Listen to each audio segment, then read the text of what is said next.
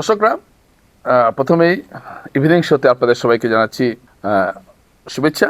আপনার অনুরোধ, আপনারা যারা এই ভিডিওটি দেখছেন, যারা ইউটিউবে দেখছেন, তারা বেশি বেশি করে সাবস্ক্রাইব করবেন, এবং যারা ফেসবুকে দেখছেন তারা বেশি বেশি করে শেয়ার করবেন, লাইক করবেন, কমেন্ট করবেন, কারণ আপনাদের মতামত আমাদের কাছে অত্যন্ত গুরুত্বপূর্ণ। দর্শকরা, আপনারা জানেন যে বড়খলা আসন এবার একটা নানা কারণে গুরুত্বপূর্ণ হয়ে উঠেছে বিজেপি দলের কাছে। কারণ বড়খলা একমাত্র আসন যেখানে একজন বিক্ষুব্ধ বিজেপির প্রার্থী রয়েছেন, অমরেন্দু দাস, এবং আপনারা জানেন যে তাকে গতকাল দল থেকে সাসপেন্ড করা হয়েছে।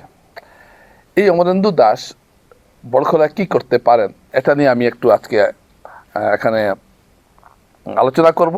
এবং অমরেন্দু দাস এই যে দাঁড়িয়েছেন, এর পেছনে মূল কারণটা কি, এটাও আমি একটু আলোচনা করব।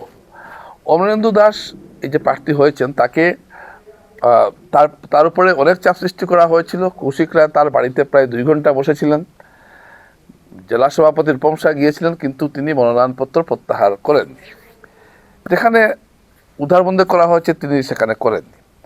এবং এখানে আমরা এই যে এর কারণটা হলো কেন তিনি যে কথাগুলো তিনি বললেন, এগুলো অত্যন্ত গুরুত্বপূর্ণ।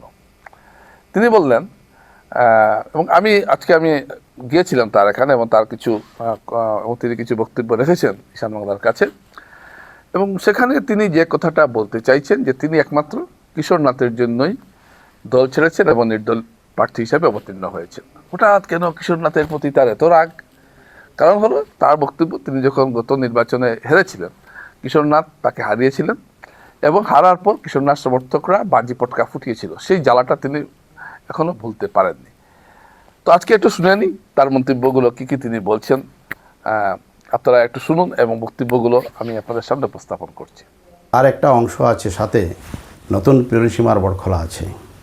এই নতুন পরিসীমার বড়খলার জনগণ খুব ভালো করে জানেন নাকি? জানেন কি জন্য? সেই প্রতিদ্বন্দ্বিতার ইতিহাস হয়তো অনেকের জানা নেই, কিন্তু কিশোরনাথ মহাশয়ের দম্বিকায় যেখানে গেছেন, ভারতীয় জনতা পার্টি সবাই বলে, আমরাও বলি, আমিও বলতাম যে ভারতীয় জনতা পার্টি পৃথিবীর মধ্যে সর্ববৃহৎ রাজনৈতিক দল আর সর্ববৃহৎ গণতান্ত্রিক দেশের এক সম্মানের দল। এই দলের প্রার্থিত্ব চেয়ে জায়গায় জায়গায় বলেন যে বিজেপির টিকিট পেলে প্রতিদ্বন্দ্বিতা করব, আর না পেলেও আমি নির্দল প্রার্থী হয়ে প্রতিদ্বন্দ্বিতা করবেন। আমি প্রশ্ন করি, কিশোরনাথকে টিকিট প্রদান করার ক্ষেত্রে যারা হয়তো কোনো না কোনো অশুভ শক্তি যুক্ত আছে, কে এই খবরগুলো নিয়েছিলেন? যে দলকে স্পর্ধা করে না, তো আজকে কি কিশোরনাথ মহাশয়কে নির্দল প্রার্থী হিসাবে বিবেচনা করবেন? কারণ চ্যালেঞ্জ তো করেছিলেন যে বিজেপি টিকিট না পেলে নির্দল প্রতিদ্বন্দ্বিতা করবেন। যাদের কাছে বলেছিলেন, যাদের কাছে গিয়ে সম্পর্কে গিয়ে সে কথাগুলো বলেছেন, তারা কি ভুলে গেছেন? তারা তো বিজেপিকে ভালোবাসতেন। আজকে ওই ব্যক্তিকে যদি টিকিট দেওয়া হয়, কি করে সমর্থন করবেন? করবেন না নিশ্চিতভাবে। জানা নেই, কিন্তু ধারণা এই জন্যই মানুষটার এত কর্মকাণ্ডের যদি খবর তো নেই, হতেই পারে না। ভারতীয় জনতা পার্টির মেশিনারি সিস্টেম এত স্ট্রং, এত শক্ত, দৃঢ় যে সব খবর যায়। কিন্তু এত সব জানার পরেও দিয়েছে, তার মানে অশুভ শক্তি কাজ করেছে। আমার সেখানে কোনো ব্যক্তির উপরে কোনো আঙ্গুল দেখানোর প্রয়োজন নেই, কোনো ব্যক্তিকে প্রশ্ন করার কোনো প্রয়োজন নেই। আর আমরা এখনও দেখি তো ওনার অ্যাক্টিভিটিতে অনেক কিছু দেখা যায়। কাকে নিয়ে চলেন, কেমনভাবে চলেন, সেগুলো জনগণ এসেছিলেন। এই করিমগঞ্জের ডিসির হস্তক্ষেপে সে কাজ হয়েছিল, যে কিশোরনাথের মাধ্যমে দুর্নীতির পুরো নথি আছে। কোন জায়গায় কি করেছেন? কিশোরনাথের স্বপ্ন নাকি বরাকের উপর, কিশোরনাথের বাবার স্বপ্ন নাকি বরাকের উপরে ব্রিজ স্থাপন করা। আমরা জনমানুষে কাজ করি, পাবলিক ফান্ডে কাজ হয়, কারো বাবা বা মার স্বপ্ন পূরণ করার জন্য আমরা জনতার কাজ করি না। আমরা সেই উদ্দেশ্যে চরিতার্থ করার লক্ষ্যে কোনো প্রতিনিধি থাকলে, যা মানে প্রার্থী থাকলে, তাদেরকে প্রত্যাখ্যান জনগণ নিশ্চিতভাবে করবে। কে দিনে শুধু কিশোরনাথের জন্য প্রশান্ত সাগর শান্ত থাকে, গভীরে তার অন্তর্নিহিত থাকে। হাতিরচড়া তৎকালীন হাতিচড়া জিপি আজকে পরিসীমিত হয়, হাতিচড়া জিপিটা উদাহরণে চলে গেছে। হাতিচড়া জিপির নির্বাচিত ভারতীয় জনতা পার্টির পঞ্চায়েত সভাপতি ছিলেন সুখেন্দু দাস, শিবুল বলে জানি আমরা। খুব ভালো মানুষ ছিলেন, ভারতীয় জনতা পার্টির একনিষ্ঠ কর্মী ছিলেন। শিবুল দাসের হত্যা হয়েছে। কিশোরনাথ মহাশয় বিধায়ক ছিলেন। শিবুল দাসের বাবার চোখের কান্নার জল এখনো শুকায়নি। মানুষ বারবার দাবি করছিলেন শিবুরের বিচার চাই। কিশোরনাথ মহাশয় বিধায়ক থাকার সময় কি বিচারটা করলেন? চার্জশিট কোথায় হলো? কোন অপরাধীকে করায়ত্ত করেছেন? কাকে শাস্তি দিয়েছেন? শিবুল দাস তো ভারতীয় জনতা পার্টির নির্বাচিত পঞ্চায়েত সভাপতি ছিলেন। তখন এমপি ইলেকশনের একটা আবহ ছিল। সংসদ নির্বাচনে অনেকে গিয়েছেন, অনেকে গিয়ে কথা দিয়েছেন যে সুবিচার হবে। প্রশ্ন তো জনগণ করেন, সুখেন্দু দাসের বিচার কোথায়?